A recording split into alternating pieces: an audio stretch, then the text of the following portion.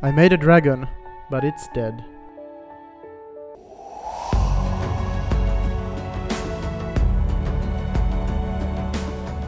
Alright nerds, this dragon will be snake-shaped, so let's start by cutting a long rounded piece of foam. You get it round enough by cutting away the edges of this piece. I tried to bend it into shape, that didn't work well. Instead, I cut smaller segments that fit together to create a curved shape for the body of the dragon. Yeah, that looks about right. Cocktail sticks. I will use these sticks together with glue to attach the pieces. I put some glue on the stick, poked it in, added more glue, and there we go. I repeated the process for each piece. And here I had to make some adjustments, so I cut away a bit of this piece. Okay, nice. Hey, let's make one more piece before I show you how to make the dragon head. This will be the tail, I guess. I cut this curved shape, bent it a bit, and then rounded the corners. Let's check the fit. Okay, just one more cut here, and I'll glue them together. Yes, pretty nice. Now we'll use cardstock to make the head. Just as I did with this blue dragon, I'll assemble the head from cardstock cutouts. This is what I came up with. A skull piece and a jaw. I'll just cut them out with a sharp blade.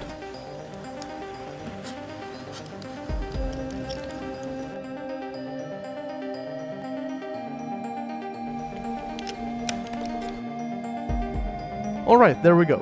This looks decent. I'll quickly make some adjustments here and here. Looks nice, but let's get rid of this. Okay, I'm happy with this.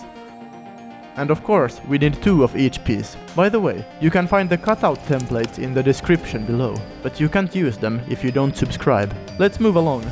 The pieces should be in this position. I have this foam piece for the neck. I'll just make some cuts in an angle, add some glue, and now I can attach the skull pieces. Ah, a bit of excess foam. Let's get rid of it. And now the jaws. I bent the pieces like this and then glued them on. I have to say, this is one of our best dragon heads so far. Next, something for the top of the head. That almost fits. I'll just make some adjustments. Then I bent it into perfect shape and glued it on. It fits, that's so satisfying. The head is almost done. I made this piece that I glued under the head. As you can see, it doesn't fit that well, and I used a lot of glue to fix that. Now I also added glue here. Congratulations, the head is done. We did it. Now let's attach the head. I'll add one more foam piece between the head and the body. Now all the pieces fit together, so I'll just attach everything like before. Glue and cocktail sticks. Before the glue dried, I also adjusted the tilt of the head. Now we can start with the interesting parts. I'm cutting out the bones, or ribs, from cardstock. I made many of these crescent-shaped pieces, and in different sizes, of course. The bones will get smaller when we move down the length of the body. The bones need to be curved, so I bent them with the help of a pencil, like this. When I was done with this, I started gluing them on.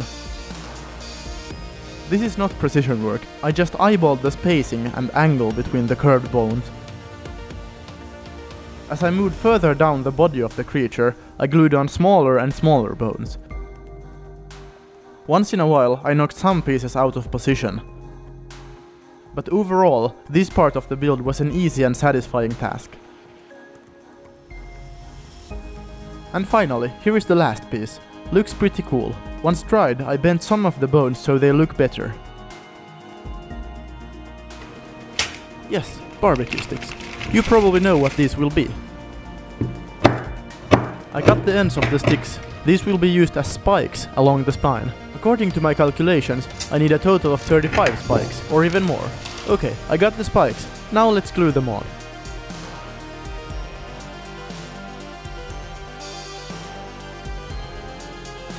This is fun. Looks good so far. The glue works better at this camera angle. I made sure the spikes weren't pointing at each other. Since this is an undead creature, they can point in any direction I want. Just the tail left, or can you even call this a tail? This is basically a head attached to a tail. Let's keep adding pointy objects. This time, cocktail sticks. I tried to cut all the sticks at the same time, because that's fun. I glued the sticks in the spaces between the ribs. Should look something like this. And there we have the last spike. I lied, more spikes. I added more of the BBQ spikes behind the head.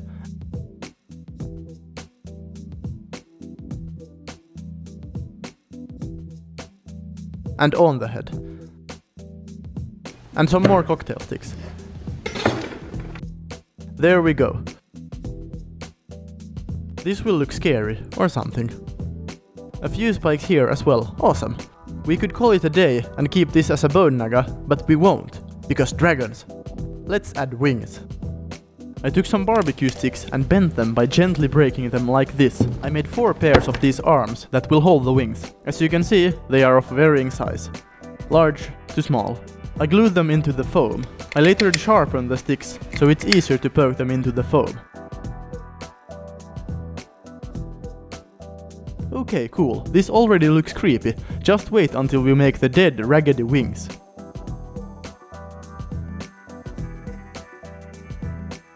After gluing them on, I adjusted the position of the sticks a bit. For the next step, go to your toilet, find some water, and add glue. I cut rough pieces from the toilet paper and soaked them into the glue-water mixture. I attached the paper and started shaping it.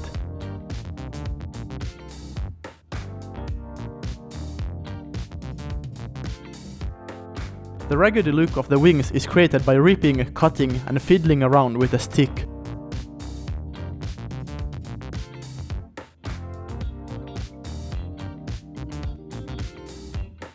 I just kept adding more glue-soaked paper pieces and then created holes and tears.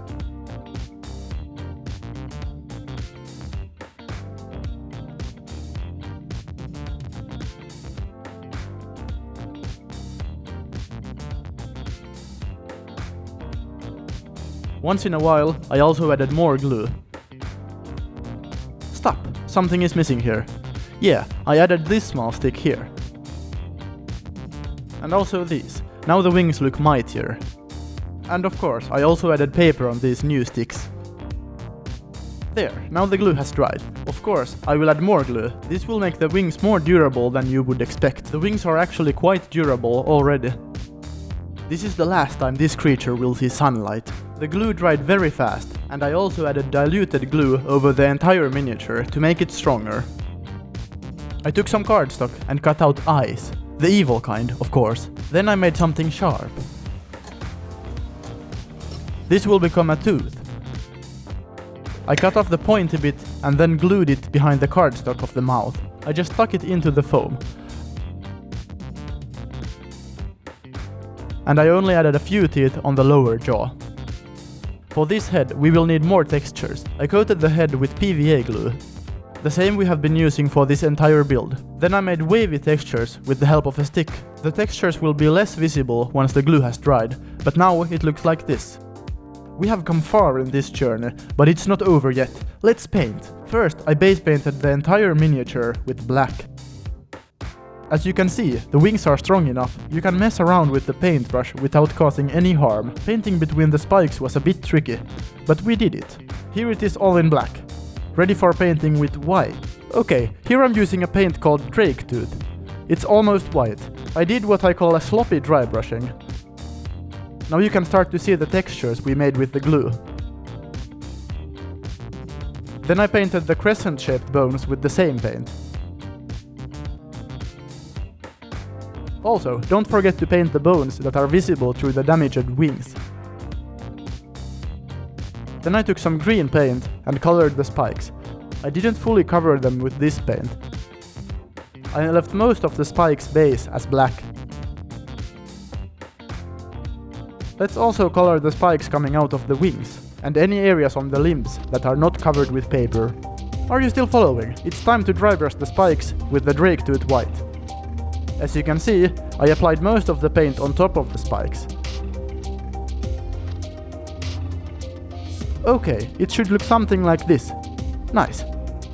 Now, let's also dry brush the wings with the same paint.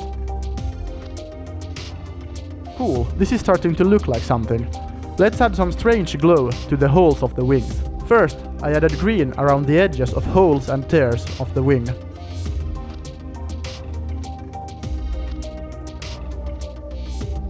There, I'm done with that. I also did the other side before changing to yellow. This color is called Demonic Yellow. I painted the edges of holes and tears again, but made sure to not cover all of the green paint, in order to get a glowy looking transition. Let's also paint some of the outer edges with the yellow. I quickly painted these spikes with green, then added some yellow and tried to make a smooth transition. Now let's finish the head. I dry brushed with the green first, focusing on the front and the protruding features of the head. And let's not forget the top. Okay, now comes the yellow dry brushing. This might look too colorful and bright. That's why I added black wash. This wash brings out even more textures and darkens the head a bit. And why not use the wash on the bones? Yeah, that looks better, don't you think? Let's take some black paint and color the eyes first, and also the teeth. Back to the eyes. I carefully painted with green, and then added yellow. To make the eyes stand out, I dry brushed the surrounding area with black. This is the first time I have applied makeup to an undead dragon. But hey, it looks better now. Okay, let's add some yellow on the spikes. I just dry brushed on some yellow in the middle of the spike. That's nice. I think we are done with the painting. Wow, this has to be one of my best crafts so far. And hey, do you have any cool ideas for stats and abilities for this Dracolich? If you have something good, I'll put it in the stat block of this monster. So here we have some nice images.